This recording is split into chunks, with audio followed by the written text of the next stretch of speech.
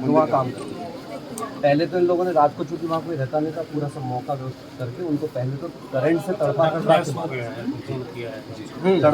के पहले मारा। उसके बाद अधवरी स्थिति में ही, एक मिनट, अधवरी स्थिति में उनके 9 से 10 टुकड़े कर सारे शरीर के अलग, उसको बोरवेल में भर के, कपड़े में भर के बोरवेल के अंदर। तो ये नृशंस हत्याकांड है। 2 दिन बाद इसका मारा खुलासा हुआ, वो पकड़ में भी आ गए हैं। लेकिन ये इतना समुद्रा नहीं है, क्योंकि बार बार इस तरीके से साधु के ऊपर घटना है, दिगंबरों पर ही और श्वेतांबर साधु तो ट्रक से लगातार पिछला ही जा रहा है बार। तो ये सब घटनाएं ना हो। राजस्थान के पूरे रास्ते जो महाराष्ट्र के और राजस्थान के, यहाँ पर चलते हुए उनके ऊपर और फिर ट्रक लेकर के वो भाग गए। तो इस तरीके की घटनाएं लगातार घट रही हैं। चूँकि दिगंबरत्व है, इसलिए सामान्य रूप से लोगों की दृष्टि कैसी भी रहे, पर हमारे लिए वो साधना का मार्ग है। और भारत देश हमेशा हमेशा संतों की भूमि रही है। तो हम यही चाहते हैं कि हमें ज़्यादा कुछ नहीं चाहिए। हमें ना आपसे कोई, आज तक पूरे भारतवर्ष में कोई भी ऐसा दिगंबर जैन मंदिर नहीं है जहाँ पर किसी जैन समाज ने कब्जा करके मंदिर को बनाया। सारे मंदिर स्वतंत्र भूमि पर और स्वतंत्र निर्णय से बने हुए मंदिर हैं।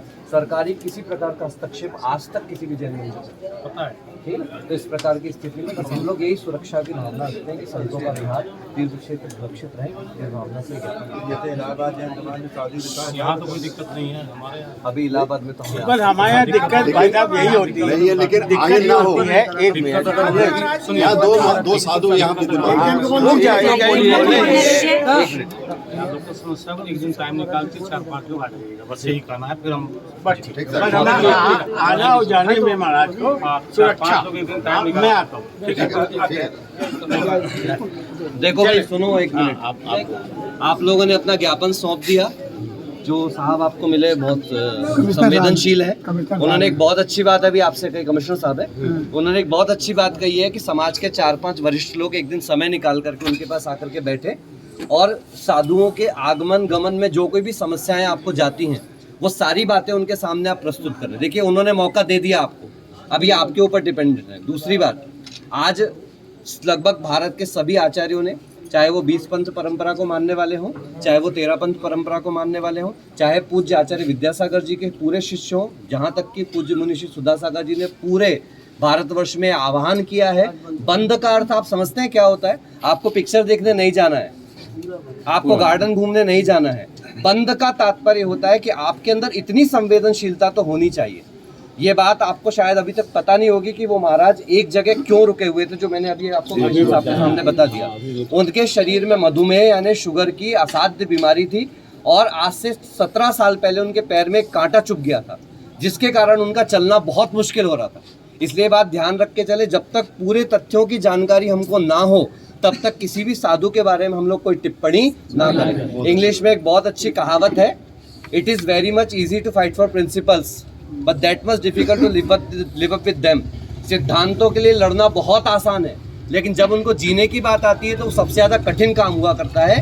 अभी आज हमको अपने साधुओं के लिए पुनः खड़े, सम्मेश शिखर के मसले पे हमारी सबसे बड़ी गलती क्या हुई कि हम लोगों को झूठे आश्वासन दे दिए गए और हम लोग गर्म तवा होने के बाद अपन लोगों ने तवे पे पानी डाल दिया।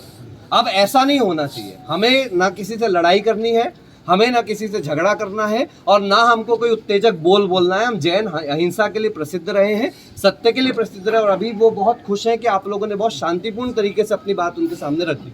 लेकिन ये बात यहीं पर रुकना नहीं चाहिए। हम भी संकल्प करें कि अगर हमको इलाहाबाद की तरफ आता हुआ कोई साधु संघ दिखे, तो आज बहुत सारे युवा मुझे दिखाई दे रहे हैं, आप अपना एक समूह बनाइए, अपना एक संगठन बनाइए कि हम लोग 3-3 की ड्यूटी लगा लें कम से कम, कि हम उनके साथ उपस्थित रहेंगे। रेगुलर मत जाइए सब लोग, लेकिन एक ग्रुप का निर्माण करके कि 5-5 लोगों की, 4-4 लोगों की ऐसी ड्यूटी रहे कि हम कोई भी साधु आए हम उनको लाने और ले जाने का काम करें। अंदर क्या है, आपका बेटा कोई गलती कर देता है ना, तो आप ध्यान रखें, उसको कमरे के अंदर 4 झापड़ भी मार देते हो, लेकिन बाहर you will defend your child, आप अपने बच्चों को बचाओगे। ऐसी ही कोशिश आपको हर समय करते रहना चाहिए, तब जाकर के हमारे संतों की सुरक्षा होगी। समय कठिन है, पंचम काल है, निश्चित रूप से नेगेटिविटी की तरफ जा रहा है, लेकिन तब जा रहा है जब हम ऐसा सोचेंगे।